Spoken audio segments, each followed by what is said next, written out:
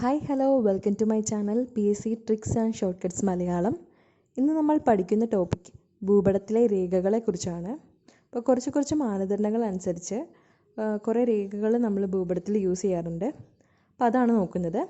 അപ്പോൾ ഒരേ ഉയരമുള്ള സ്ഥലങ്ങളെ തമ്മിൽ യോജിപ്പിക്കുന്ന ഒരു സാങ്കല്പിക രേഖയാണ് കോണ്ടൂർ രേഖ.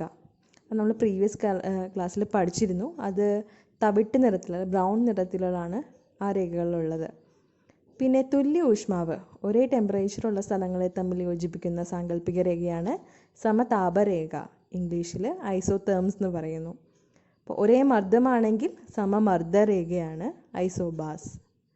പിന്നെ ഒരേ തലത്തിൽ മഴ ലഭിക്കുന്നത് ഒരേ തോതിൽ മഴ ലഭിക്കുന്ന സ്ഥലങ്ങളെ ഐസോഹെയ്റ്റ്സ് എന്ന് പറയുന്നു. അപ്പോൾ ഒരേ അളവ് സൂര്യപ്രകാശം ലഭിക്കുന്ന സ്ഥലങ്ങളാണെങ്കിൽ ഐസോഹെൽസ് എന്ന പേരിലാണ് ആ രേഖകൾ ഒരു സാങ്കല്പിക രേഖ വെച്ച് അത് ഭൂപടത്തിൽ മാപ്പ് ചെയ്യുന്നത്. പിന്നെ സമുദ്രത്തിൽ ഒരേ ആഴത്തിലുള്ള സ്ഥലങ്ങളെ തമ്മിൽ യോജിപ്പിക്കുന്ന സാങ്കല്പിക രേഖയാണ് ഐസോബാറ്റ്സ്.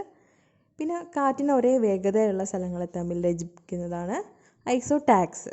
ഈ വീഡിയോ ഇഷ്ടമായെങ്കിൽ ഈ ചാനലൊന്ന് സബ്സ്ക്രൈബ് ചെയ്യുക. താങ്ക്